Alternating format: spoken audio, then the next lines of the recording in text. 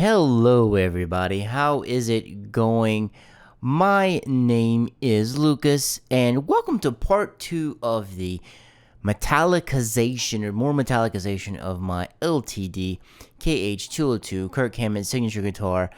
Quick recap, got it in 2002, been having it since I'm 15. It's gone through some changes. Make sure you check out the first video in the series if you want to see everything I got planned for it.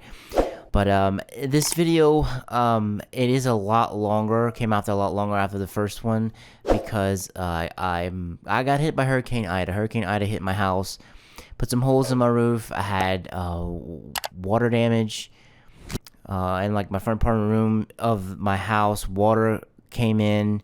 So I was in Georgia for like 14 days, and the guitar actually stayed at my house through the hurricane. And this is what it currently looks like. Let me get you a good view of it.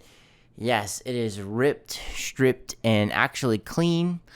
So I had this on my living room table because that's where I was doing the work on and at. And water actually came down on the living room table. But luckily enough, the guitar was far enough away from it. It was like kind of off to the left. You'll see in some of the B-roll that I'll show you. It was off to the left. And the water came down the light fixture on the right. Man, it has really been insane. I'm so grateful to be back in my house now, finally full-time.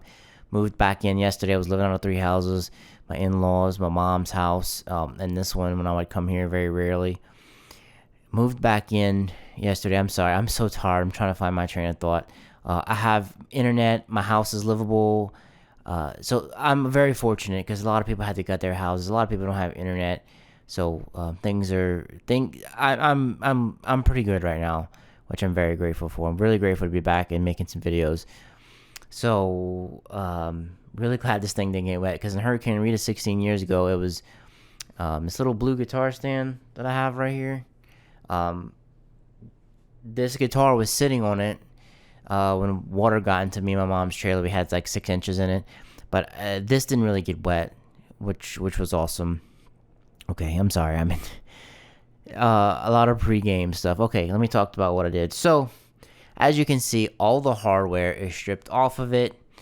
All the hardware, I pull all the pickups out and everything like that. What I did to it was, so the first thing I did was I took everything off. I polished the frets. So I have these little 3M little sanding pads that I got. I got them because when I bought my my red black cat, I've done a few videos on the channel. The very tip of the headstock broke off, so I glued it back on and I kind of like sanded it back. These little 3M pads, they come in like fine, ultra fine.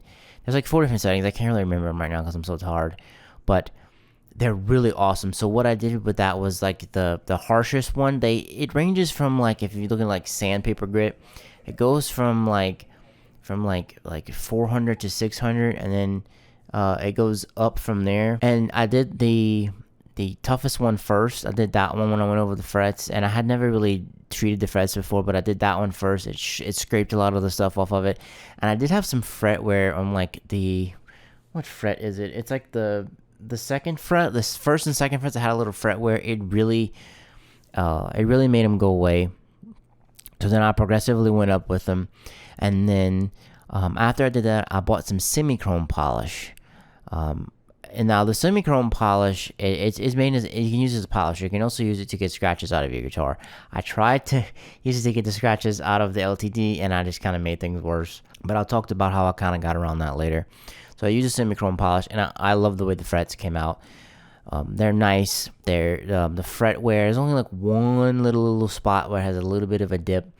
But I'm okay with that for now because the next step with this is I'm just going to put stainless steel frets on and get it refret. That's the next step, which putting stainless frets on here would basically at that point be more than what the guitar is worth, but that's fine because I'm never getting rid of the guitar. Anyway, frets are really good. I also cleaned the fretboard. I used a very old Dunlop set of their like like treatment you can get. It has like the wax and the fretboard cleaner and polisher and stuff like that. It's old. I really need to buy another one, but it's what I had at the time. And I kind of like the feel of doing this kind of a little bit on a budget. I'm not like super spending on stuff, so I used that, and that worked. I got the fretboard pretty clean. It's not absolutely spotless, but it wasn't super filthy before. But it's pretty good. The fretboard is really good. Sorry, I keep losing my train of thought. Focus. Okay, so I did the frets. I did the fretboard. Now let's transition to the body. So the body had a lot of scratches on it. I mean, I had polished it a little bit in the future, but they had some scratches. They weren't very deep, but they were some surface scratches on it. Like I said, try using Semichrome Polish. It didn't work. I ended up taking it to my dad's house, and he had like some car polish, some like polisher and finisher and stuff like that. I don't exactly remember the names. You'll see it in the B-roll. It's probably rolling right now as I speak. We used that, and it did pull out some of the scratches, believe it or not. It pulled out the scratches like around the pot, but the potholes, it pulled a lot of the scratches out right there. I had a lot of scratches like underneath, right here by the neck pickup. I had a lot of those. Let's see if I can kind of show it to you. It's really shiny right now. The stuff my dad had really worked really well. It has a nice good shine on it now, which there are still scratches on it. I did pull some out. I can still see where I used, like right here, I used a Semichrome polish, and it's like, it has like a bunch of swirls on it. I also took some fingernail polish, and I had like 2 little divots right here, and I put the fingernail polish on it to kind of fill that in. The scratches around the potholes, they've gone away a lot. Like, I've gotten rid of a ton of them. My dad made a good point. He's like, to completely get rid of the scratches. I know some people say, oh, scratches give it character, which it does, but I mean, I was kind of refurbishing it, so I kind of wanted to do a little bit of stuff to it to kind of like freshen up a little bit. Also, my truck is in the shop. It's gonna be a week tomorrow, and I was carrying it in my dad's truck, and I laid it down on the floor right here, and now it's kind of rough right here, but whatever. I guess that's more character. Sorry, I'm losing my train of thought again. So I got some of the scratches out, but they're not that bad. It's just really surface scratches. There's nothing super deep in it. Oh, I got some leftover wax and stuff right here. But I didn't do the back. I just did the front, and I got the back taped up right there. Speaking of the back, I also put a matte finish, or a matte feel. Matte feel on the back of the neck. Now, what I did for this, tons of people have done this before. I'm sorry, I was feeling it. Let me show you. As you can kind of see it right there. It looks kind of cloudy. And basically what I did for that was those 3M microfiber pads I had. I took them and I just put them on the back. I did like maybe 1 or 2 passes. I think I did like 1 or 2. I can't remember. I did like 2 with the heaviest one, and then I just steadily went up with it. Did the same thing like I did with the frets, and I really liked the way it came out. The neck really wasn't that bad, but I really don't like a gloss neck. I really like a satin neck. I like it super smooth.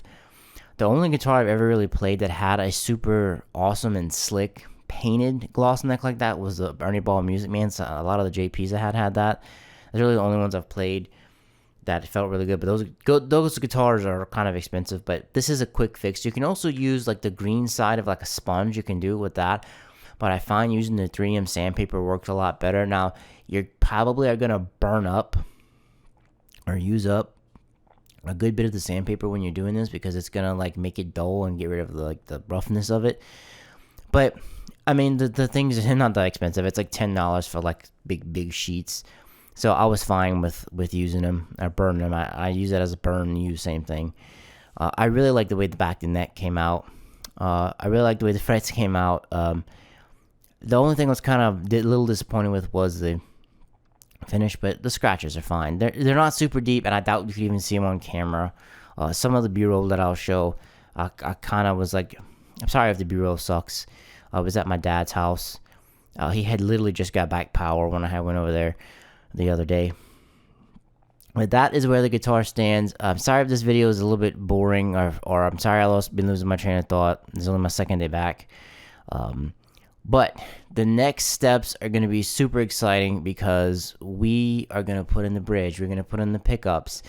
First time I'm going to use the solderless system from EMG. So hopefully I don't screw it up. It goes in fine. Everything goes smooth.